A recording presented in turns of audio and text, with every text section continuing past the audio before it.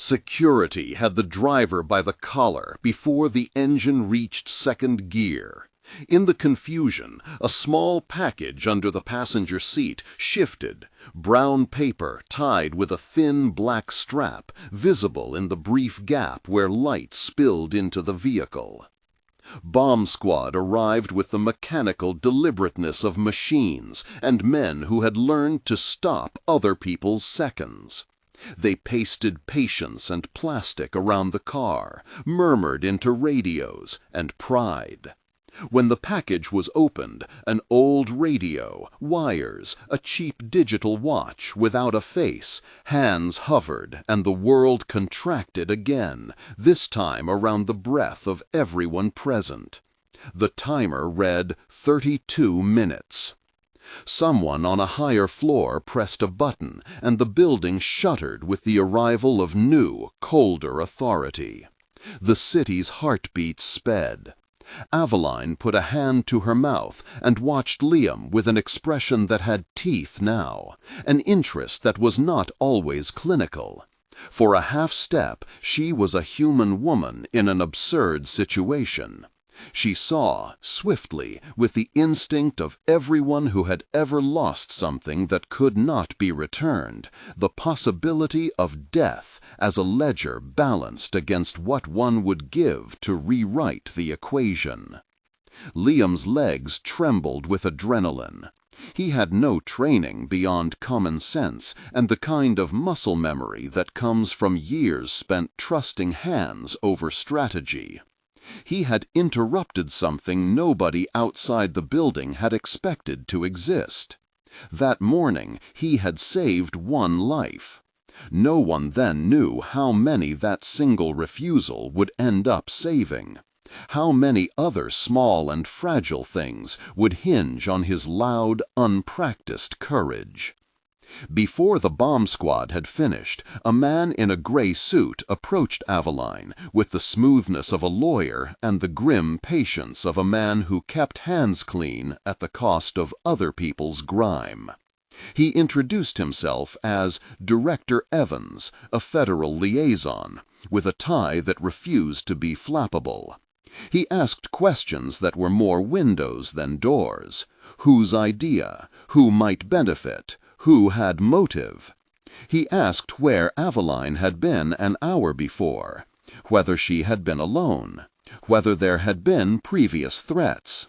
He catalogued liability like a man reading a will. Meanwhile, in the underbellies of the tower, the conduits, the janitor's closets, the half-empty storage rooms, Liam's co-workers filled the space with whispers. The story spread in a map of gossip. The janitor who shouted, the CEO spared, the bomb under the seat. And like a stain in water, the memory of Liam's shout began to tint other things around it. A ledger, a promise, a memory of a young girl who needed more than good wishes. Avaline watched Liam from the pocket of her security detail. She had seen him before, the man with the mop, the man with the steady gait. She had never spoken to him. She had spent the last year living inside numbers and grant meetings and the sterile reality of philanthropy. Her brother Kellen sat in a research hospital 6 blocks away, the kind of patient who reduced empires to theory. His name was on her tongue with the same frequency she used to check her pulse. But the man in the yellow vest had become an unanticipated axis for the day. When the final wires were cut and the bomb squad declared the device inert, an alarmingly amateur rig that should not have been capable of much, evacuation orders were lifted. Cameras rewound and replayed the minutes on loop. Legal affliction arrived in the form of questions, subpoenas, and the kind of attention that photo flashlit guilt like contraband. Security memos were written in impeccable fonts. A private investigator showed up the next day with a leather notebook and a schedule that favored questions that hurt. Someone leaked a photograph of Liam mid-shout, mouth open, hand extended toward a woman who looked like a marble sculpture replacing compassion with calculation. The caption called him a hero. The headline called him a disruption. But beneath the public gratitude was a seam of something else, a discovery the building would not have made without an unnerving incident.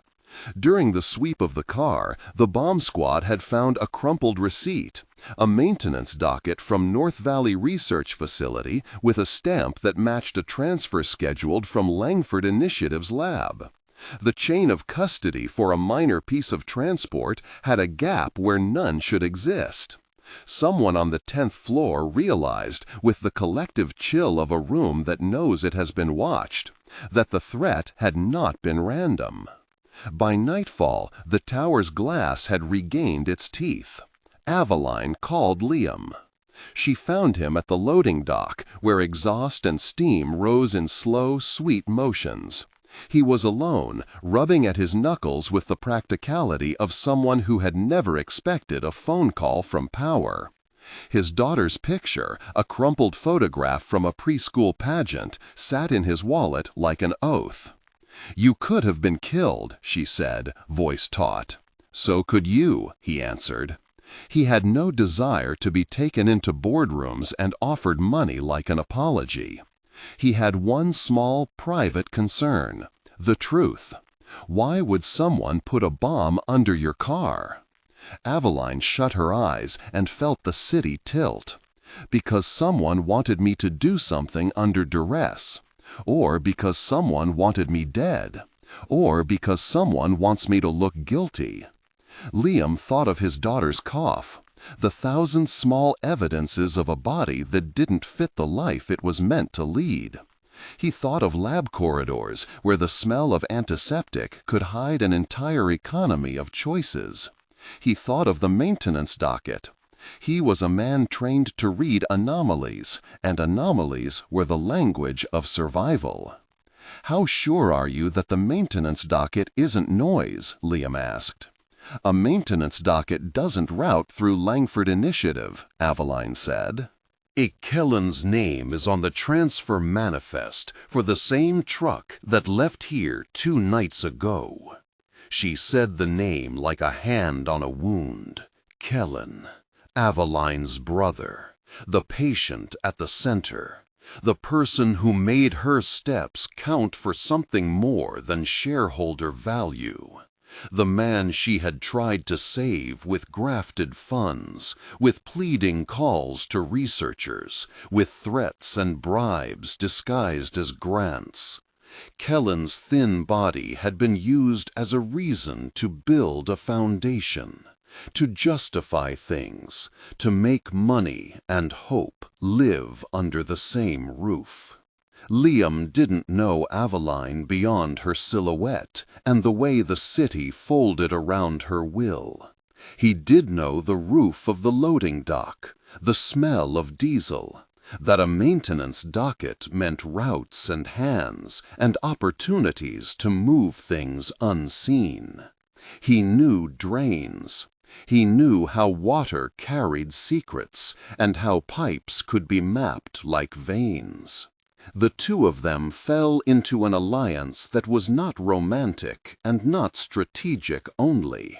It was a meeting of grief and scrubbing hands, of a CEO's terrible privilege and a janitor's quiet moral clarity. They agreed to look where nobody would think to look. The underside. Graves came to them like a necessary truth. He was the head of security, a former military man with a jaw carved from responsibility. He had kept secrets for other people for longer than he wanted to count. His presence was an anchor. He had the air of someone who had been through 100 small betrayals and learned to carry them without complaint. When Avaline approached him with the maintenance docket and the thin, dangerous thread of a conspiracy, he did not hesitate. "You want a proper sweep," he said. We do it legally." "We don't have time for legal," Avaline answered.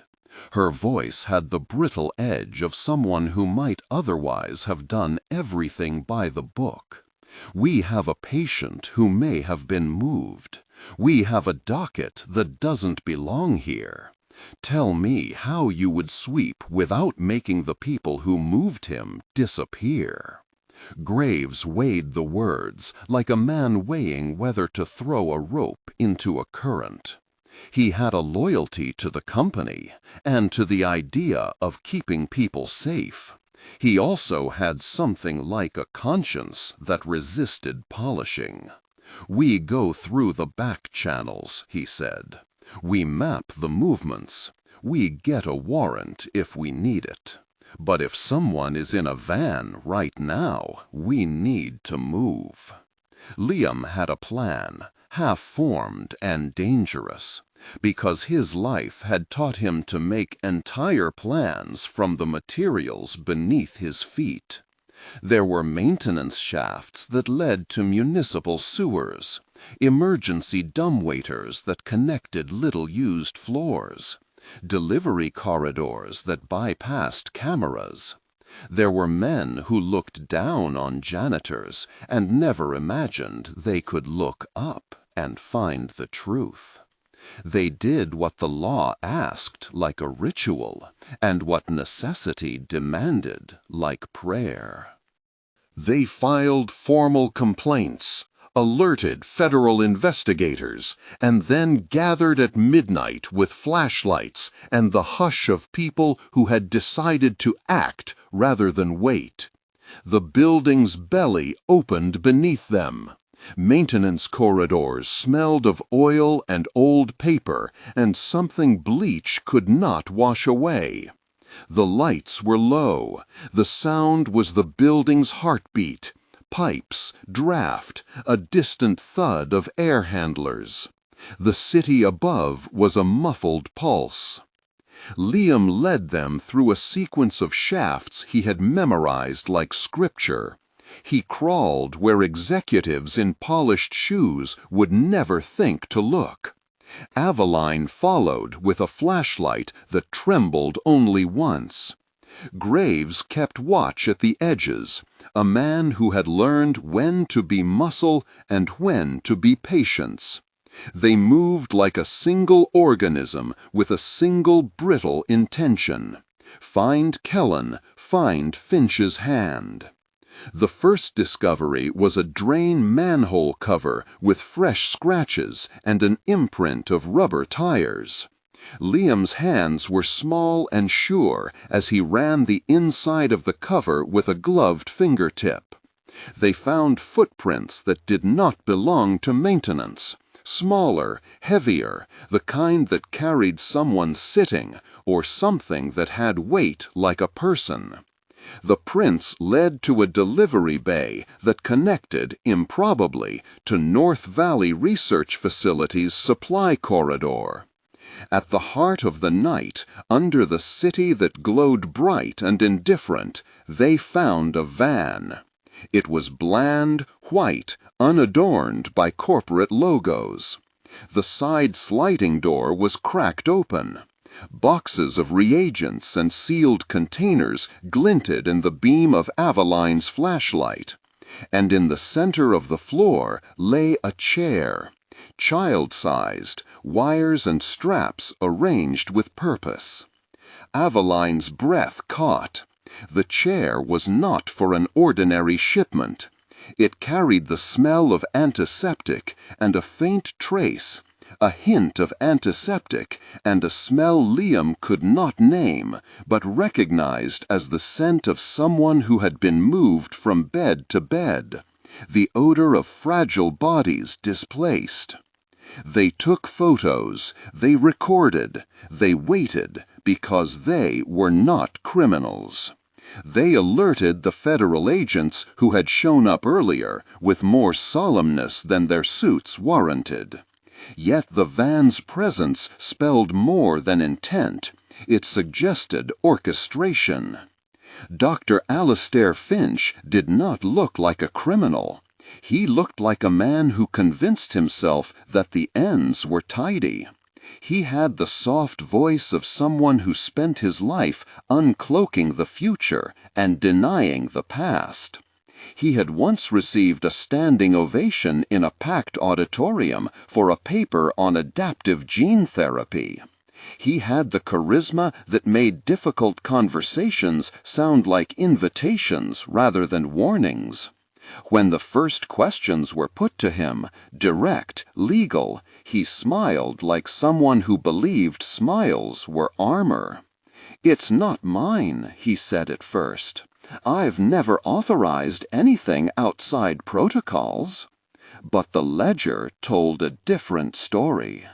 Corbin Vance, once a decorated scientist who had slipped into disgrace, appeared in the margins of phone logs. A transport manifest suggested an off-book delivery to a decommissioned surgical theater outside the city, the kind of place where old things were put to rest, where stethoscopes gathered dust and the past pretended to be sterile. There were names on the manifest that linked back to a shell company with connections to private donors on Avaline's board. The picture assembled itself reluctantly, and then, with the terrible clarity of a prism under light, it showed motive. Kellen had been enrolled in a trial that promised incremental hope and the possibility of slowing degeneration. For Avaline, that hope had been both compass and wound. For Finch, Kellen was an object in a network of variables. For Vance, he was a chance to return to relevance. For someone else, someone greedy and cruel, Kellen was currency. Avaline's grief, which had always been folded into grant reports and consultant memos, unfurled into anger. The company had fought for credibility with a kind of ruthless tenderness. Funds had been moved, documents shredded, an internal audit stonewalled by lawyers who equated delay with preservation. If the van was any sign, influence had reached beyond boardrooms into the spaces where bodies actually moved. They found a shredded file in a dumpster behind the theater, fragments of patient consent forms, a ledger that promised accelerated trial access in return for data points. The shredded paper smelled like denial. Dr. Finch, when confronted with the fragments, did not deny knowledge of the theater. He admitted to running unofficial trials, at first in an airy academic tone, and then, when the evidence kept moving, he hardened into practical defensiveness. "We were close," he told Avaline in a conference room that smelled of lemon polish and money. "We were so close. Some of us thought the risk was worth the chance." "You moved people without consent," she said. Her voice was low and lethal. "You put people into a place designed to fail." Finch's rationalizations slid like oil across a boardroom floor. He spoke of data sets and the necessity of a closed environment for certain procedures. He called his work pioneering. He asked the room to remember that science had always required risk. He did not call those who would bear the risks by name. He looked at Kellen's file and recited metrics. Liam stood in the doorway and watched a creature of expertise attempt to make ethics sound like a footnote. He had no degrees and no papers. He had a daughter who coughed at night and a wallet that balanced between bills and hope. Sometimes it seemed to him that people like Finch were built of words and papers and the ability to abstract suffering into a data line. The investigation widened. Forensic accountants traced funds to shell accounts. Federal subpoenas arrived with the polite cruelty of law. But documents told only a certain part of the story. The true architecture of the conspiracy required flesh and breath to be fully understood. Kellen had disappeared into a night of recorded transfers and testing that variously claimed he had been moved for clinical reasons, for family safety, for discreet observation. The truth was messy. Kellen had been taken to a decommissioned surgical theater, a place recalled in the city's memory because it had closed after budget cuts and rumors of malpractice. It should have been clean in its disuse. Instead, it smelled like a secret that refused to die. They moved to infiltrate it with the careful choreography of people who had reached the permission limit of formal process. Avaline authorized access with the kind of signatures a CEO kept in a drawer she seldom opened. Graves assembled a team not of soldiers, but of the necessary men. A locksmith who owed Graves a favor, a driver who could navigate the back roads, 2 technicians with more conscience than a union could enforce. No one had the illusion that this was a raid Hollywood would cheer. It would be an old-fashioned, risky break-in with flashlights and a patient's life in the balance. Liam's plan leaned less on bravado and more on knowledge. He knew the building's blueprints like a private scripture. He had crawled ventilation shafts and slid through maintenance corridors that smelled of old coffee and rust. He could move where cameras could not point, and where the world assumed nothing of value would be. The decommissioned theater had delivery tunnels into which grubby hands like Liam's could fit, and he planned to follow the pipes where the light died. At night, beneath a sky that had forgotten the city's name, they went. The theater looked like a relic, a brick building with windows boarded but for a single slatted slit that allowed a pale column of moonlight to spill across concrete. Inside, dust had become soot and memory, and the machines that once sang with lives now sat like trophies. They found the operating room first. High windows cut off the horizon, a circle of light cast like a halo over a table. The room seemed to breathe, a long-held breath that tightened as they entered. Lamps swung quietly. Instruments lay under drapes. On a wall, a heartbeat monitor blinked a flat, patientless rhythm. Then, faintly, the pluck of an actual heartbeat from the corridor. Kellen sat strapped to a chair, thinner in a way that made his mother's breath seem too loud for the universe. Wires ran from his chest to a monitor with an indecent familiarity. Beep, beep, beep. He blinked when light rushed over his face, and for a moment he did not know whether the people around him were angels or thieves. His voice came out like a paper wish. "Who are you?" he asked. "Avaline," she said. She let the word come like an answer and a sin at once. The sight of her loosened something inside him, the certainty that she was there, that she had come, that the world could sometimes make strange, corrective motions. Dr. Finch arrived with a briefcase that contained the air of someone for whom ethics were clauses to be negotiated. He stood near the door like a man who expected one more chance to explain. For a time, he explained. He told of urgent timelines and the stories of people who had been saved by expedients. His words were soft and rational and terrible. "Your work was the end justifying the means," Avaline said. There was no anger in that single phrase. It was closer to a diagnosis. "What would you have us do?" Finch asked. "Let disease play out? Sit with our hands folded until the market and nature both finish their cruel experiments?" Liam did not intend to speak, and then he did. "You used people as samples," he said, "not patients, samples." Graves stepped forward with a hand like an anchor. He did not shout. He took the medical instruments like someone who had always been the one to pick up what the morally opportunistic abandoned.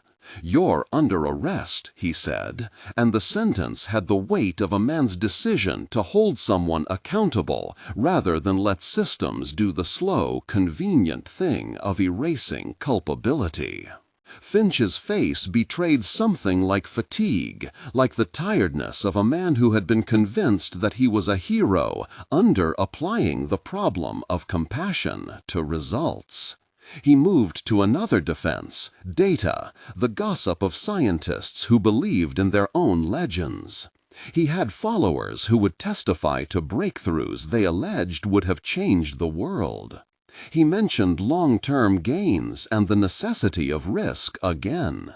But the room had become small because the life in the chair was now a reason with a voice. The rescue should have ended with the rise of law, with cuffs and proceedings and a world that applauded the rightness of it. But real stories have costs written in tears and in the silences after alarms. The merciful plan, bring Kellen out by the back tunnel, drive him away, collided with another truth. Not all conspirators were interested in the paperwork. The shell company had muscle, and in the theater's shadow, men moved with a terrible convenience. They wanted their data back. They had invested in the theft of outcomes and would not accept the loss of their commodity. The corridor erupted into violence that was quick and mean. It was not clean combat. It was the kind of panic that tastes metallic and leaves you with the memory of a hand pressed to a wound. Graves moved like a man trained to take a bullet for a stranger, because strangers were as valuable as family in his ledger. He covered the door, his back taking the brunt of an assault that would have otherwise broken the line. Liam saw Graves' profile against the light and understood, with a cold little certainty, that the man would hold the door. He understood the duty sometimes required sculpture, an unmoving, resolute shape in the arch of a ruined plan. Liam had never expected to witness sacrifice up close. He had seen the shape of grief at the edge of hospital rooms, but to stand and watch a man become the hinge of someone else's life was to learn what price was placed on safety. They dragged Kellen out through the maintenance tunnel, their shoulders creaking under the effort, the city outside watching in indifferent light. Graves did not emerge on the other side. The attack had been a calculation. The men who had come for data had not left without a toll. Graves had been the toll. The aftermath of violence is rarely cinematic. It smells of disinfectant and the bureaucratic rustle of forms. It arrives in ambulances and in the small patience of people who have learned to make the worst into paperwork. Graves was declared a hero in language the city favored. Medals, posthumous commendations, tidy phrases that do not account for the silence left behind.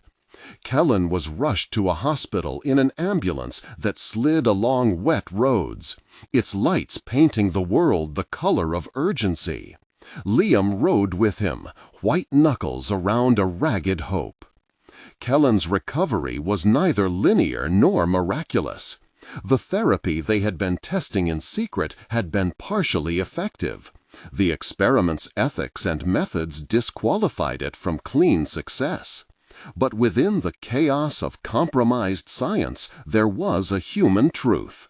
The combination of legitimate, transparent care and the intervention of competent, caring hands could produce progress.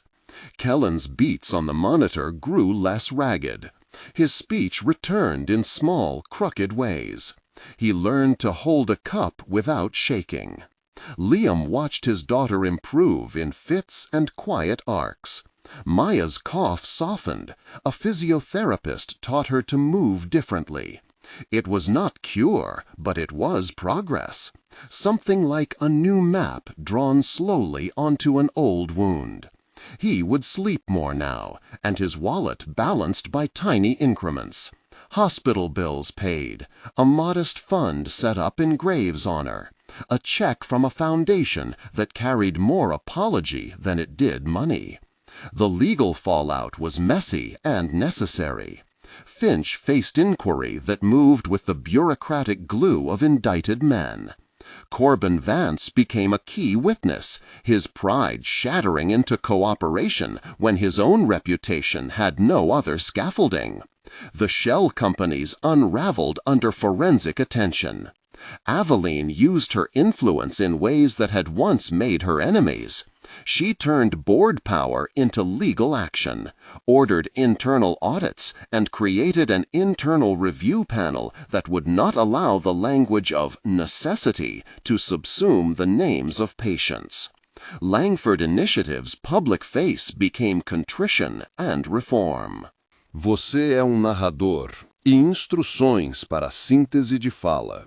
Você é narrador palestrante com voz potente, forte e autoritária. O tom deve ser firme e inabalável. Contexto de continuidade. A frase anterior era Chief's public face became contrition and reform. Você está no meio de uma frase-pensamento. Mantenha o ritmo e a força vocal sem quebrar a conexão. Haja como se estivesse transmitindo uma verdade fundamental.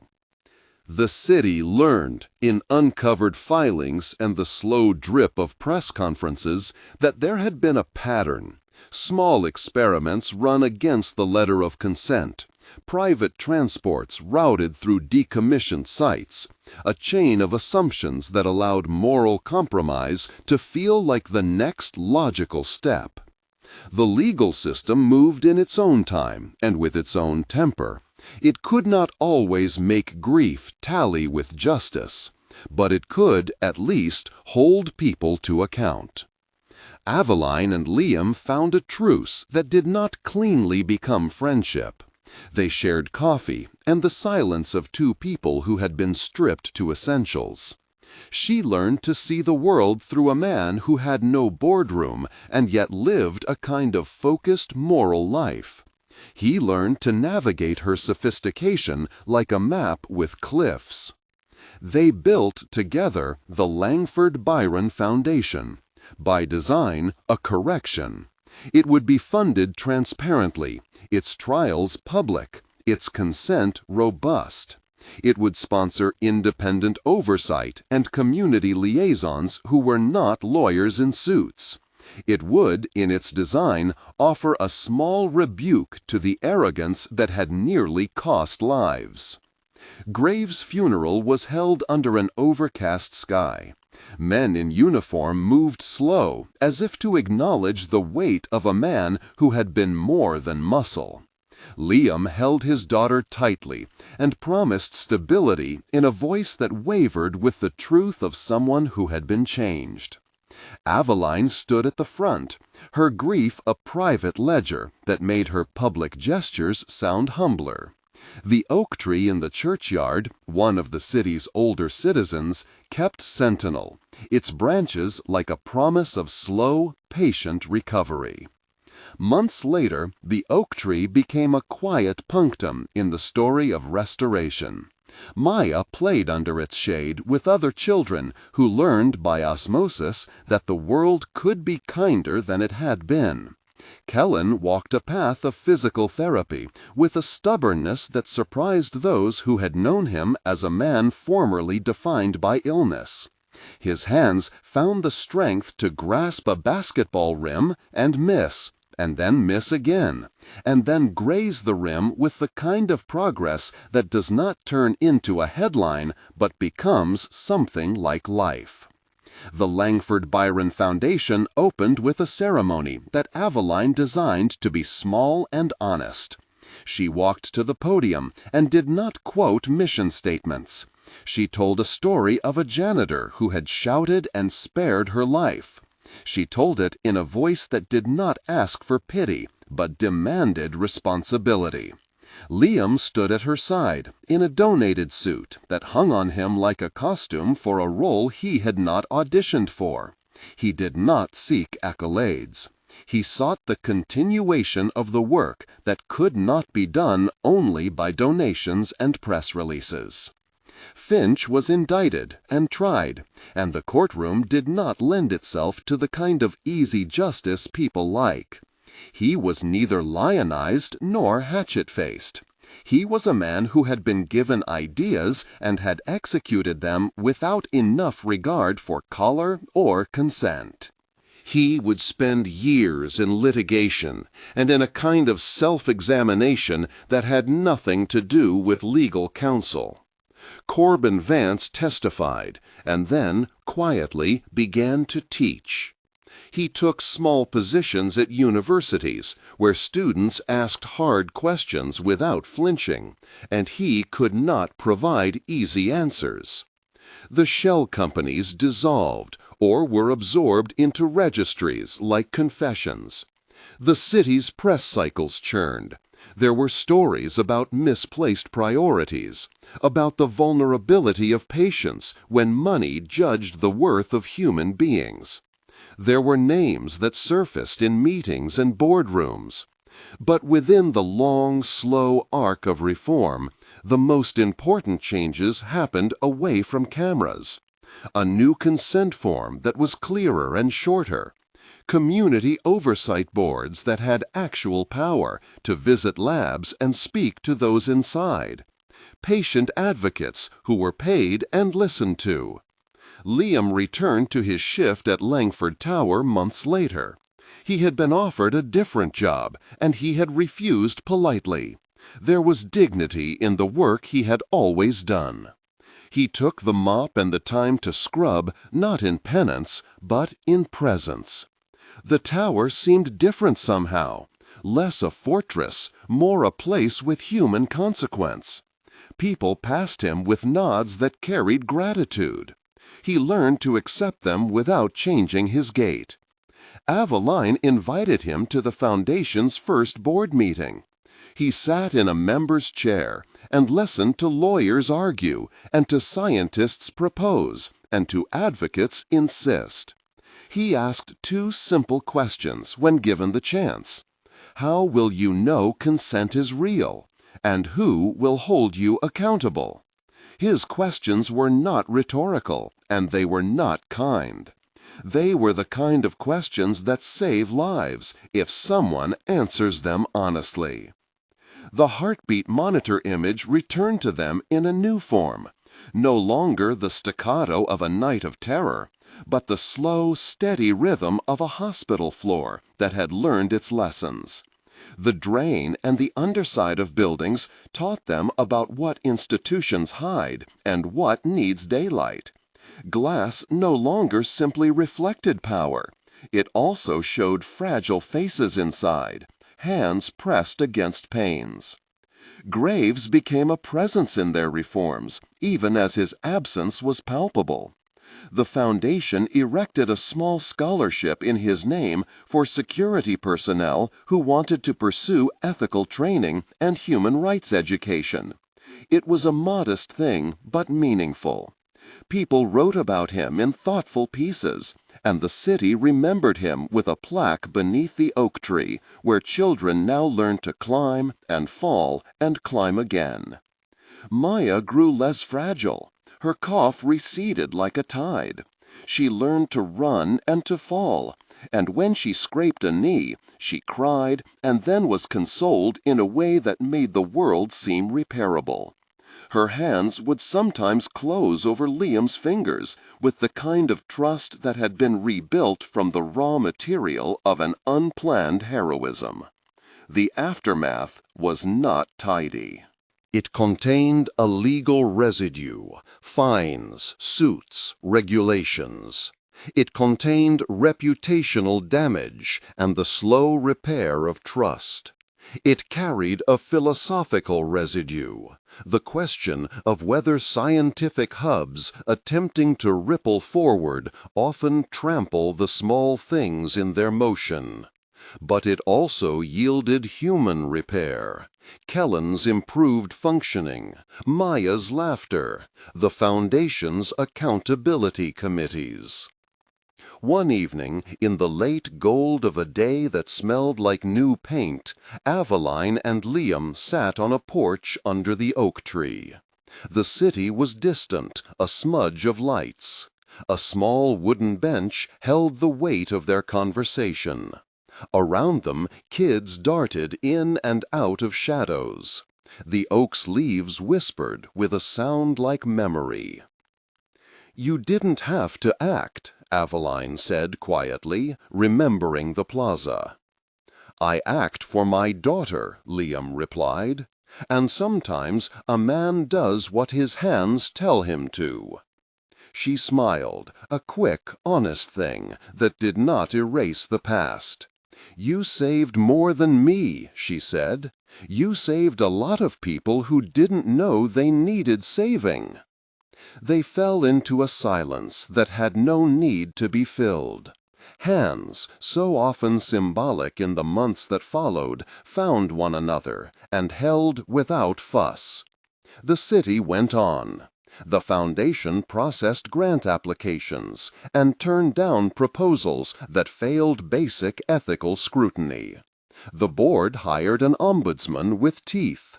People with reason to distrust institutions learned slowly that vigilance could be institutionalized. When the Foundation's first public report came out, they published the names of board members and the minutes of their meetings. They displayed their consent forms and published the outcomes of trials in plain language. It was not an apology so much as a redesign, transparency as architecture. The press called it a model. The families on the margins called it a breath. Years folded themselves into fewer remarkable headlines and more steady progress. Families learned to live inside the margins of possibility. Children under the oak tree grew taller. Liam watched Maya take a hesitant step on a bike without training wheels. She toppled and got up, cheeks red, and then she rode again, as if the world had been a little kinder. The city did not become a utopia. There were still men who skirted the edges and found ways to profit off other people's suffering. But there were also mechanisms that made such exploitation riskier, legally and socially. The Langford Byron Foundation monitored, the federal agents kept working, and a culture of patient advocacy found a stronger voice. At the Foundation's annual gathering, Avaline stood at a podium and told the story again, not to dramatize, but to remember and to warn. "We built something from what nearly killed us," she said. And the people in the room understood the weight of her words. Liam sat in the audience, ordinary and steady. He did not seek attention. It acknowledged the toll of sacrifice and the messy, patient work of reform. It thanked those who had acted and those who had rescued with their presence. The Foundation invited the city to stay engaged. It was not a tidy moral. It was a living, uneasy, hopeful thing. And for Liam Byrne, for Avaline Langford, and for Maya and Kellen, the work of living, of walking again toward a future with wounds and with repair, continued beneath an oak tree that grew a little taller each year. If anything remained certain, it was this. A single shout in a plaza, an ordinary man's loud intervention, had altered the course of other people's days. The echo of that shout had become a policy, an investigation, a foundation, a story told on porches and at funerals. It had also become a promise, that institutions would be watched, that patients would be named, that hands would be held. Thank you for staying with this story. If it moved you, consider sharing your thoughts in the comments, liking the Foundation's update, and subscribing to follow how accountability and hope continue to unfold in this city and others. Your attention makes the difference between a cautionary tale and a lesson learned. Seasons turned, as seasons will, and with them the edges of the event softened without erasing the impression it had left. The Foundation's work settled into a rhythm, grants allocated, meetings held with reluctant hospital administrators, new consent forms printed and explained in plain language. Some committees met with heat and then grew quiet. Others, once energized by shame, carried on.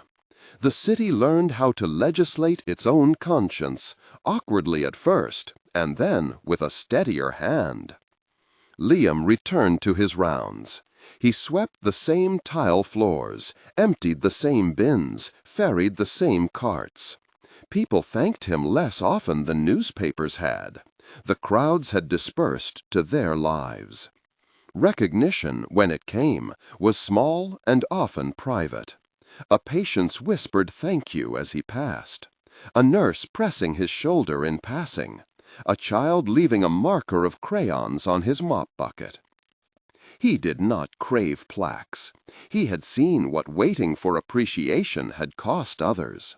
He wanted only the quiet assurance that someone would not be left unheard again. There were nights that left him sleepless. Memory arrived in fragments, glass, the metallic smell of alarms, the sudden focus of a voice cutting the murmur. He would wake and find Maya asleep beside him, one hand curled over his own, and the world would righten again. He learned small rituals for calm, a long walk after the shift, a cup of coffee with someone who would listen without needing to fix everything. He found himself once in a while answering questions from a local paper, not because he sought limelight, but because the telling mattered. He spoke plainly about seeing what others chose not to see, and about how courage was sometimes the expense of ordinary certainty.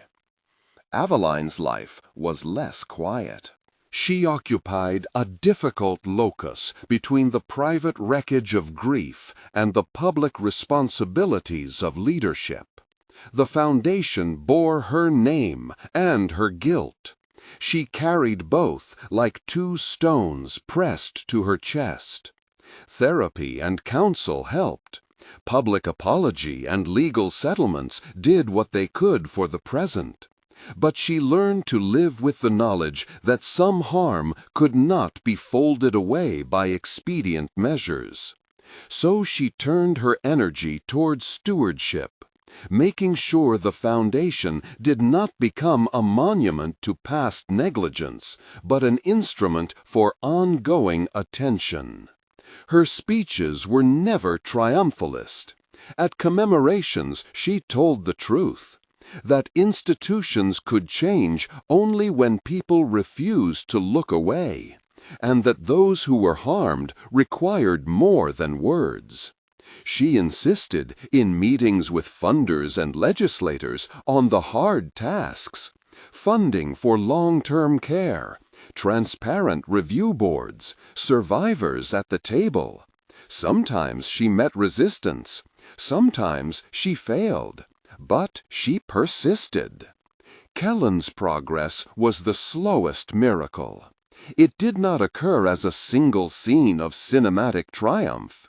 It accrued in afternoons of practice and nights of soreness. There were falls and moments of despair. There were also mornings when he laced his own sneakers, or stood a minute longer in the kitchen and took pride in having done so. Maya, who had at first feared each breath, learned to be brave in different ways, persevering through therapy schedules, answering questions about school, insisting that Kellen be given chances rather than protected from every bruising risk. Each year, on the anniversary of the shout, a small group gathered beneath the oak. It was not an official ceremony so much as a habit of remembering. A handful of people with hands that had been scarred and hands that had been steady. They read names aloud, not to fix pain in amber, but to keep memory active and communal. Children ran in the grass. Older people lingered by the plaques and read slowly, tracing letters with careful fingers. There was no single hero credited in those moments.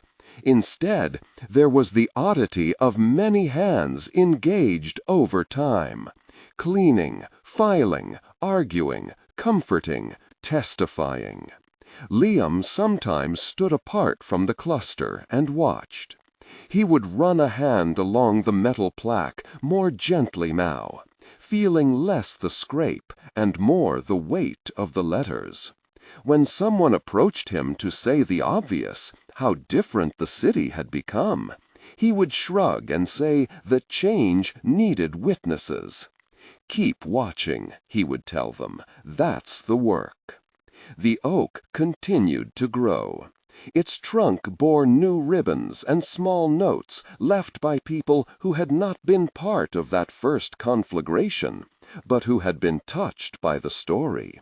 The city learned that reform was not a single law or a single shout. It was a vigilance practiced each day in mundane enforcement, in the names people chose to remember, in the visible insistence that hands be held when hands needed holding.